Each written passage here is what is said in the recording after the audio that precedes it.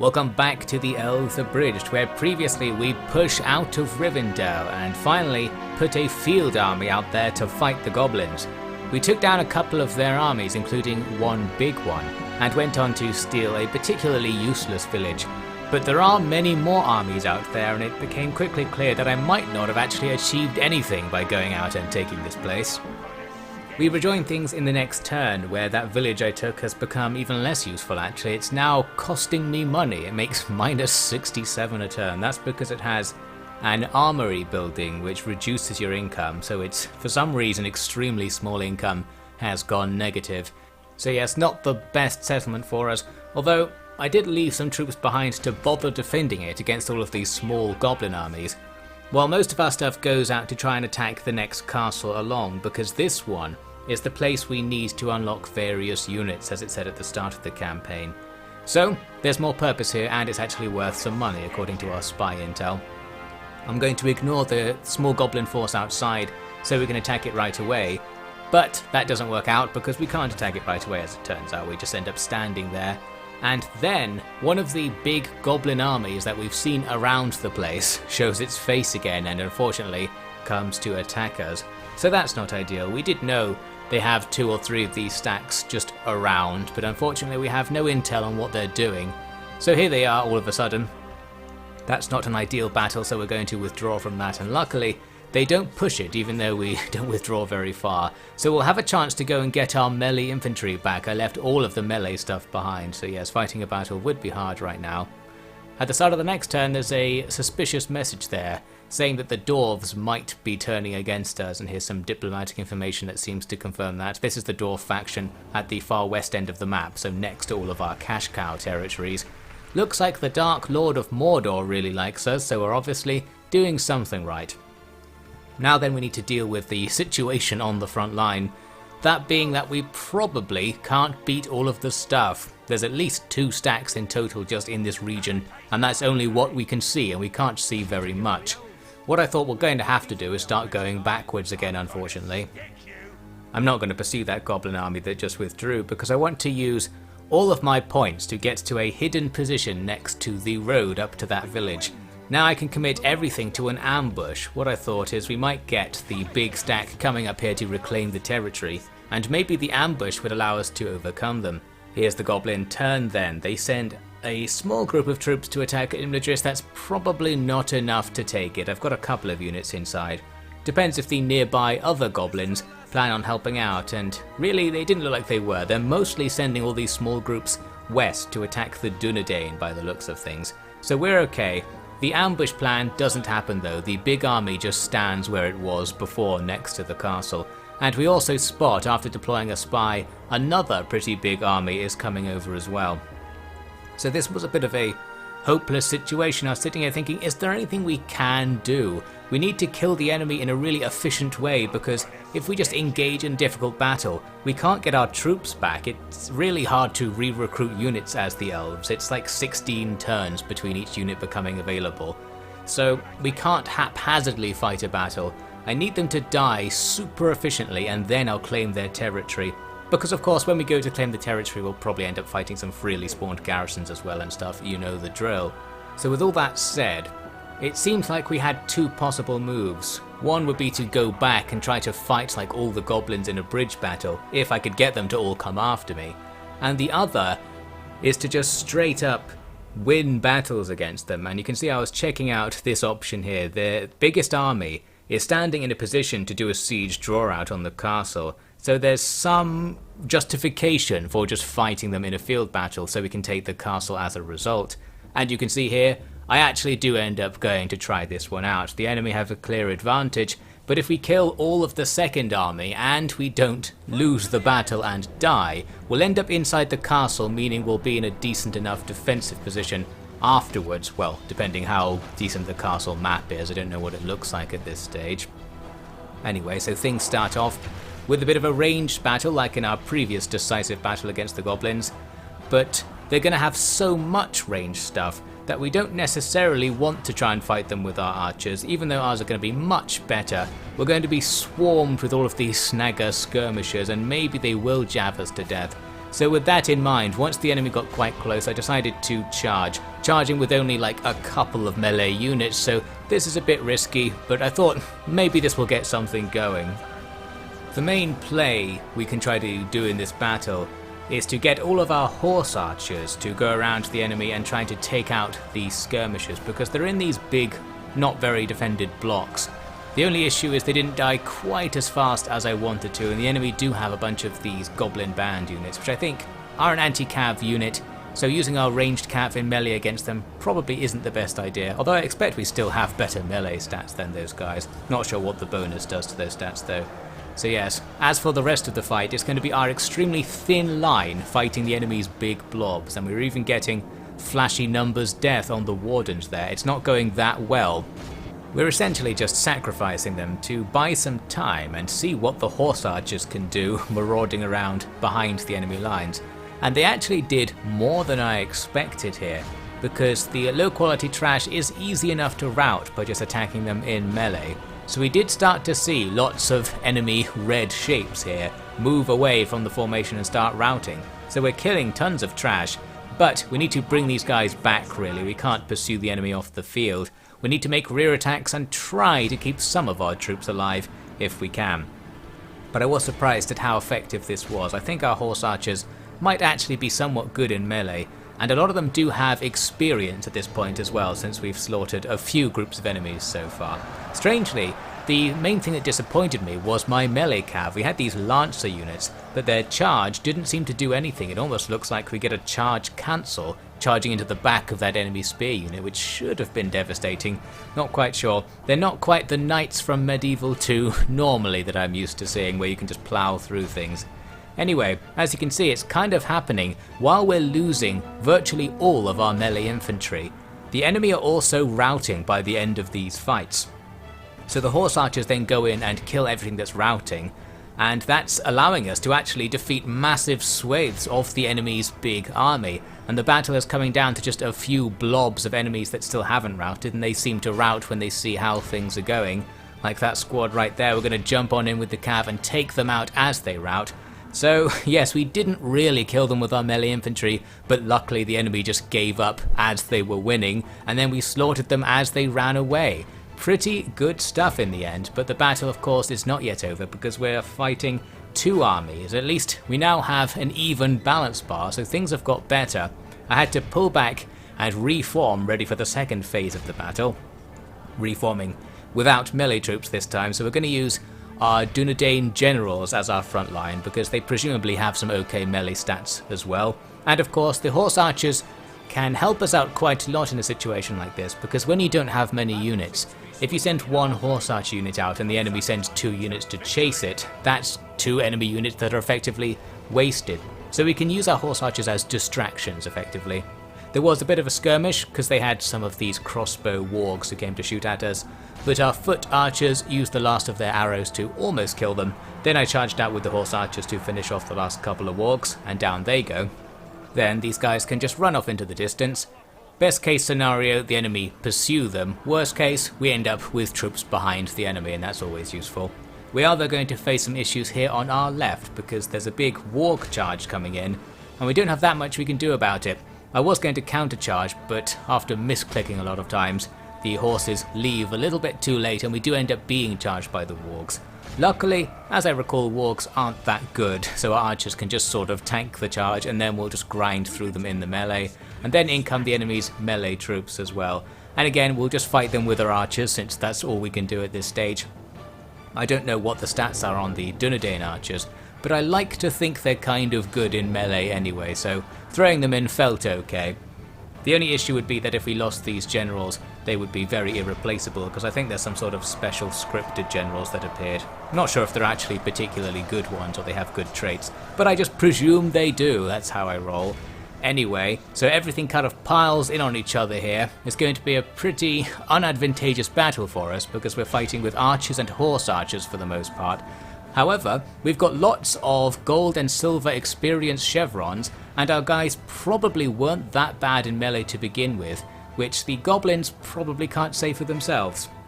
So it's not even that bad, and you can see on the balance bar we have the advantage. So it seems like just simply grinding at each other here should go our way. I am trying to do some cycle charges, but it seems like it doesn't quite have the effect I'm going for.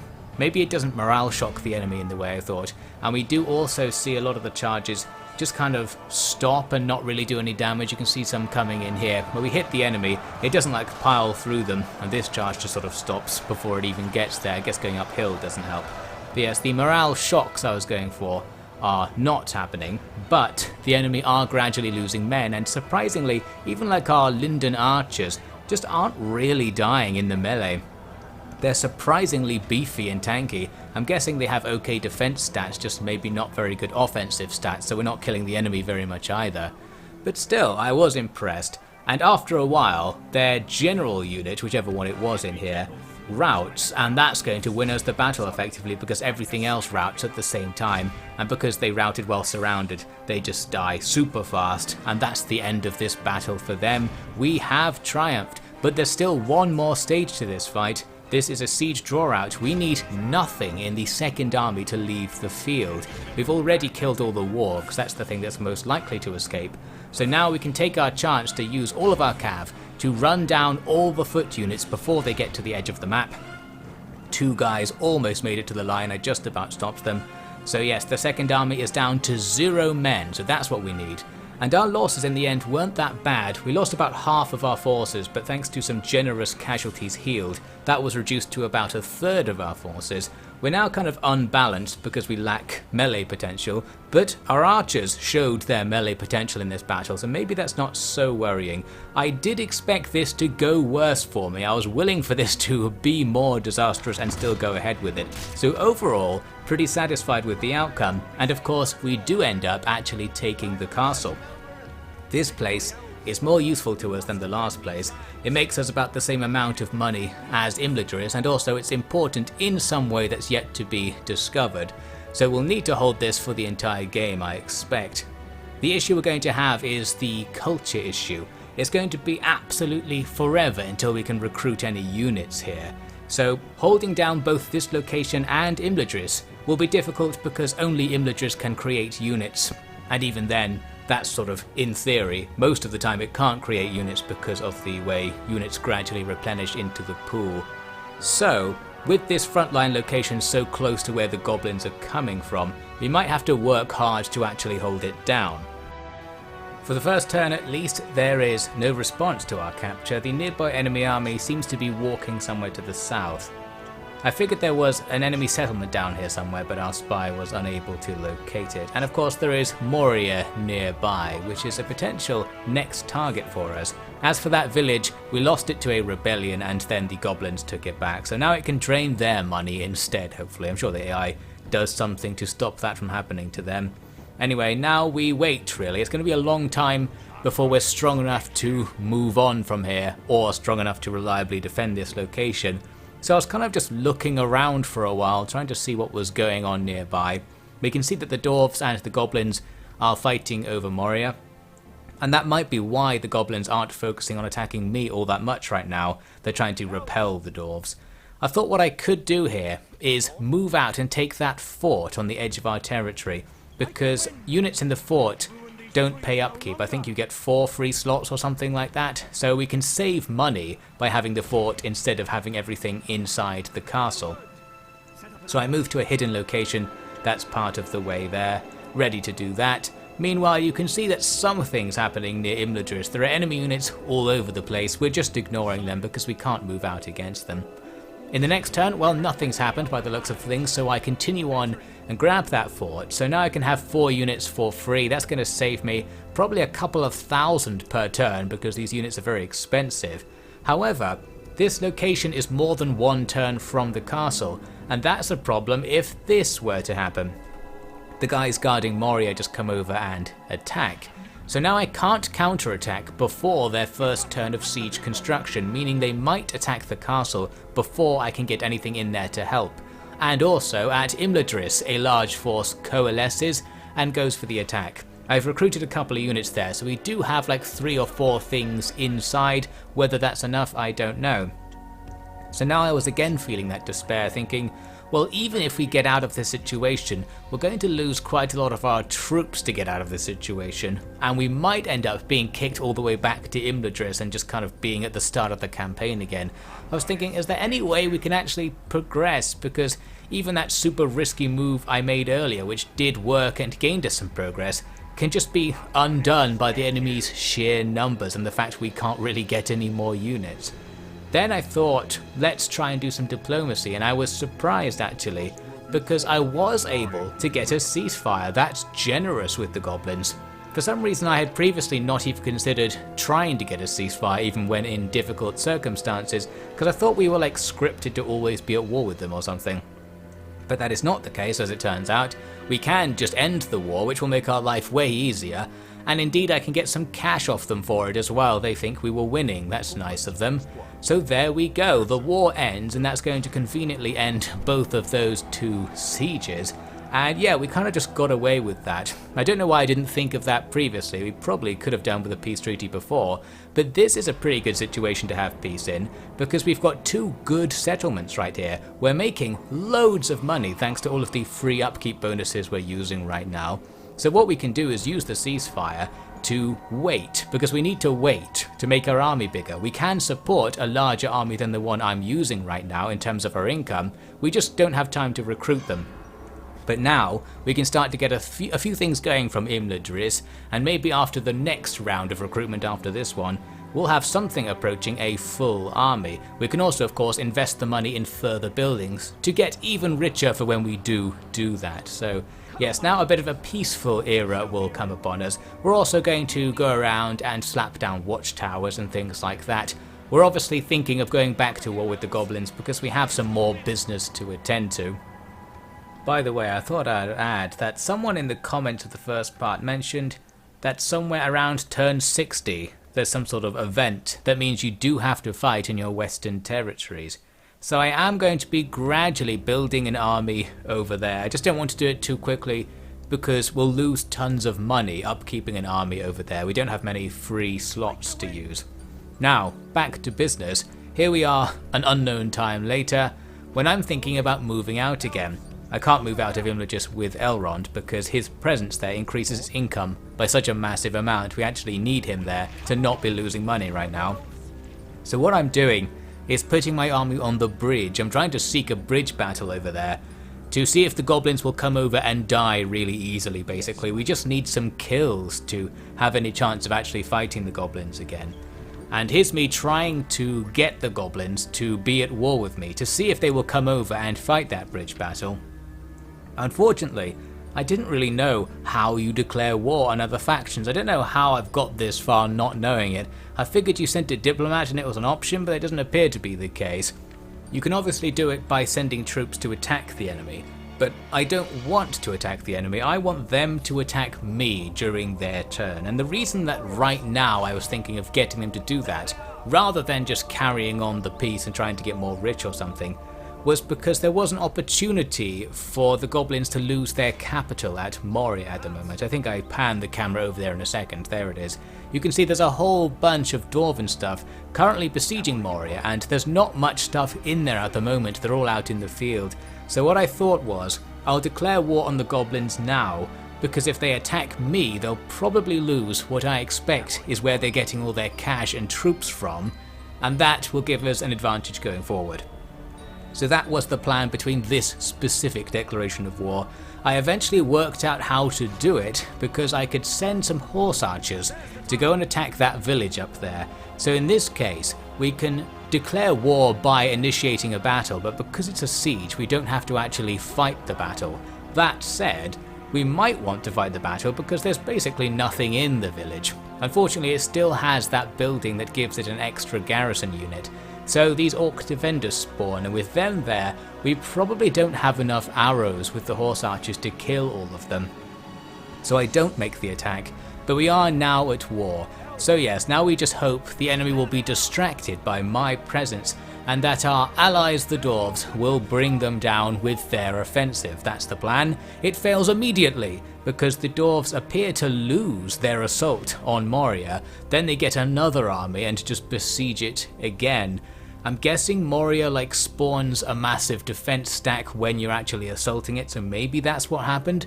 Not quite sure, but basically the plan didn't work, and we're effectively now just back in our massively outnumbered war against the goblins, although we now do have more units than we had at the end of the previous war. Just not enough to have any risk-free projects we can do, I guess. You can see the goblins do start moving their troops back to Moria, so this second phase offensive probably isn't going to work. In response, I figured we're not going to draw the enemy up to Imladris's bridge.